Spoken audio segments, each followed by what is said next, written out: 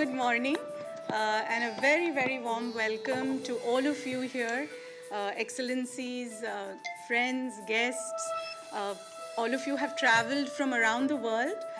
We have representation here from more than 45 countries in the world. So really thank you for your time. Thank you for your commitment to this very important area for discussion today here on shared value and what is the role of business really in tackling, solving societal problems. So as Christoph shared, thanks Christoph for a wonderful welcome. We have an incredible day planned for us and really looking forward to meeting and interacting with all of us as we go through the day. I thought I could take a few minutes because for many of us here, it's the first time to participate in the World Forum for Ethics in Business conference, to take a few minutes to really share with all of you what is the vision of WFEB, how we were set up, what are our objectives, and how we are doing on that, and how this fits into the overall initiative that we are doing around the world. Would that be interesting for you? Yeah? Okay. So, Moitza, could you help me with the presentation?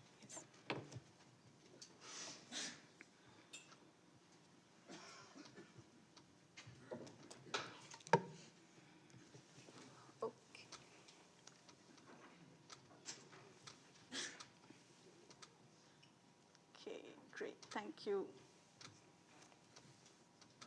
So we started really in 2003, as Christoph said, with a conversation that began in Bangalore, India, inspired by the global humanitarian Sri Sri Ravi Shankar, who is the founder of the International Association for Human Values, one of our strategic partners, and the Art of Living Foundation. In 2006, we moved to the European Parliament. And in 2010, really, WFEB in its name and form as we exist today was born with 4 key strategic objectives to start with. First is, this is a little situation. Do you mind if I sit like this? Nina, is it okay? No, it's okay. Yeah, okay, good. So with 4 key strategic objectives, the first was how can we increase global awareness about ethics in business, sustainability, good governance, shared value? How can we facilitate sharing of global best practices amongst individuals, amongst organizations? And how could we really support and enable leaders to become ethical, to become transformational, to have sustainable practices in their organizations? And ultimately, how can we forge coalitions for a strong collective action? And through this, what I think we can feel encouraged about and proud about is that we have maintained a focus on action-oriented initiatives. So every year when we meet, we actually, through the day, the distillation of the conversations leads us to a few tangible actions that we then follow through in the year to come. And I'll share some of them as well. So yeah, this is one of the last ones. So we really follow a 2-pronged approach, advocacy and action. And in both of these, we've had some good early steps here.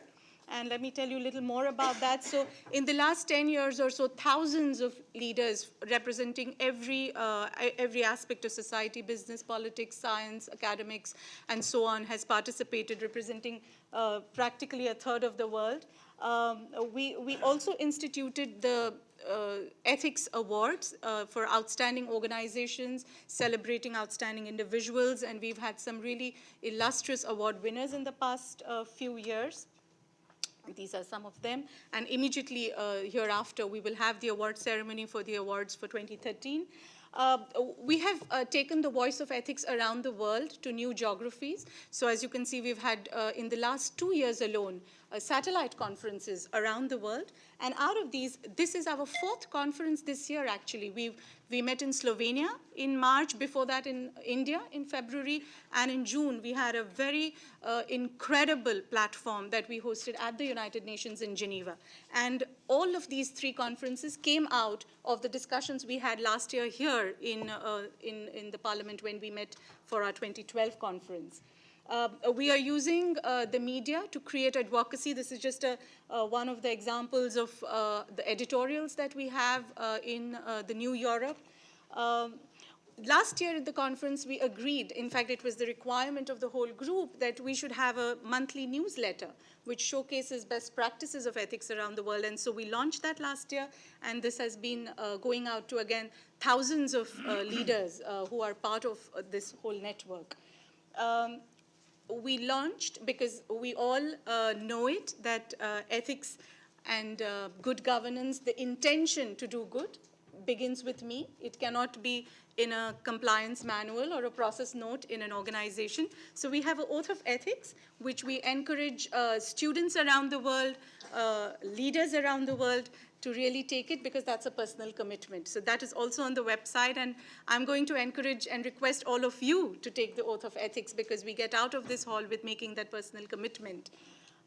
As Christoph also said, we had the International World Youth Forum, which started a few years ago. Idea is to really bring youth from around the world together. They go through a really fantastic leadership intervention for about 4 days. 5 days, actually. We have 20 of them here. Are you all here? Raise your hands. They look very cheerful. They've had a very busy week last week.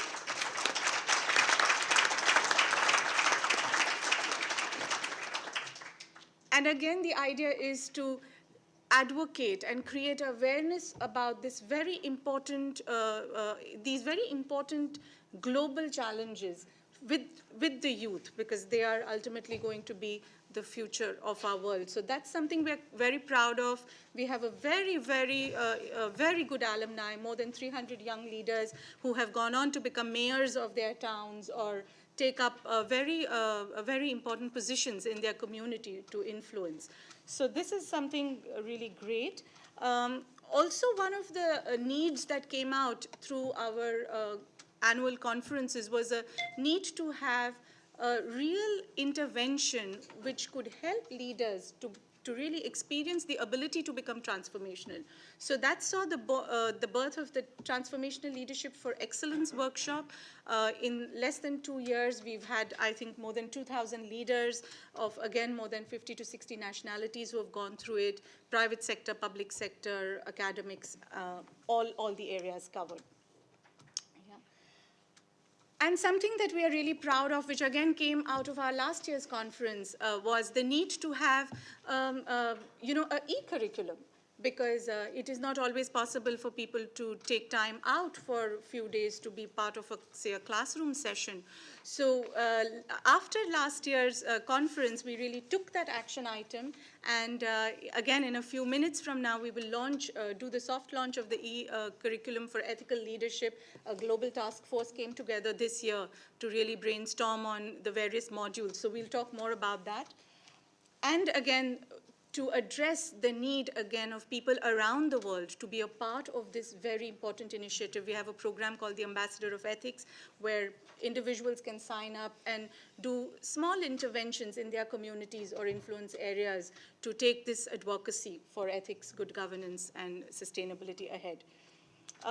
We are collaborating with a university in India.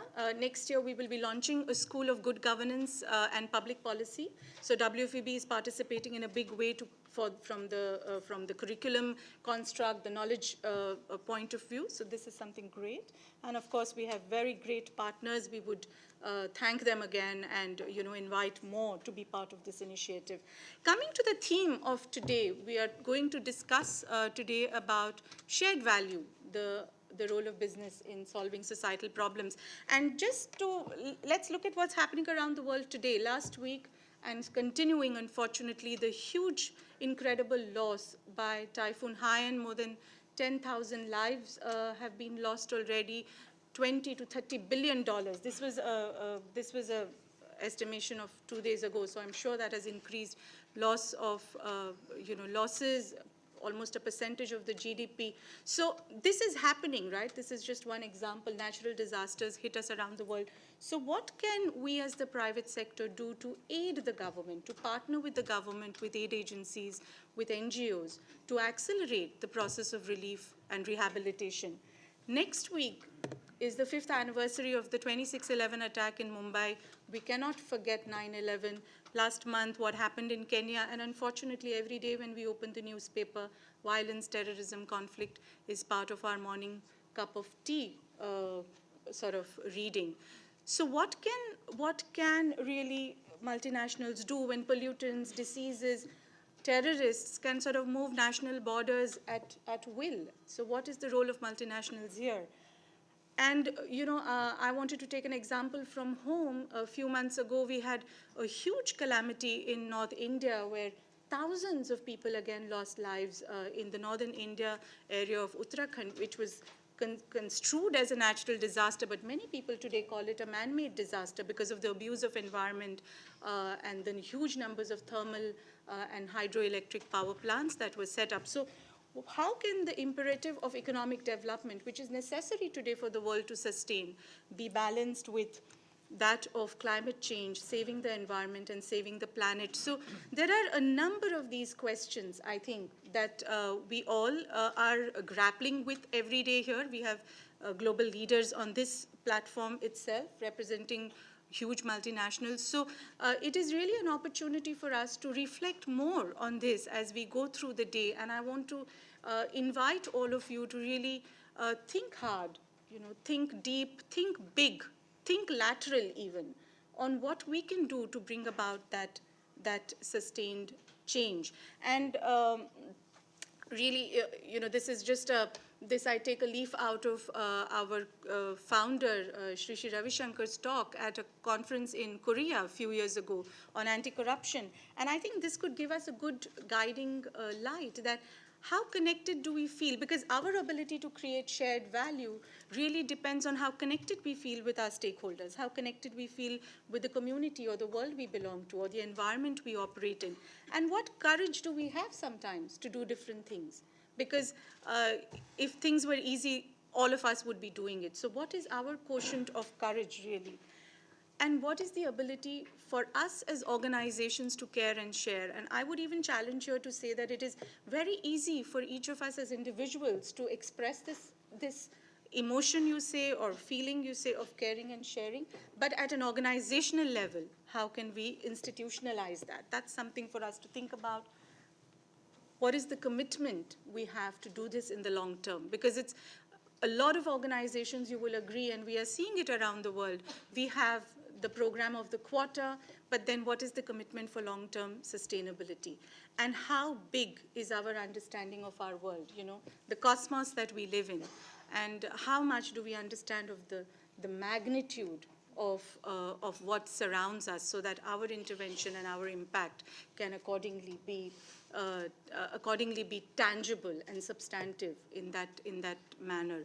And I think we are all very fortunate at the WFEB to have the guidance and the advice of a global humanitarian like Sri Ravi Shankar. Unfortunately, he couldn't be here with us in person, but he has been kind enough to send us a short inaugural video message. I'm going to request my colleague to play that for all of us. Yeah. In the past, the paradigm was what does business community to do with societal problems? But today, I'm sure people have come to realize that unless there is peace, there can't be prosperity. And unless there is prosperity, there can't be happiness in society. So it's all linked, interlinked. That's why I would say the different organizations or aspects of society have to come together as to work in close knit today more than ever before to create harmonious and just society. The five important pillars of society are the political establishment, the business community, NGOs, faith-based organization, and the media.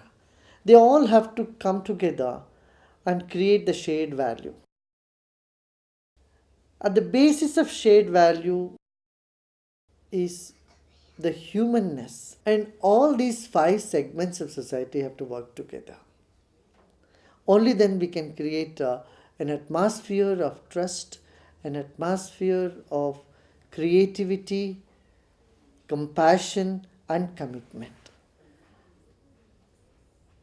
To create that shared value and to bring society out of poverty, violence, and depression. There is a lot that we all need to do together. Business establishments can do a lot to eliminate stress in society, to bring back human values in society. They can create wealth by empowering people at the bottom of the pyramid.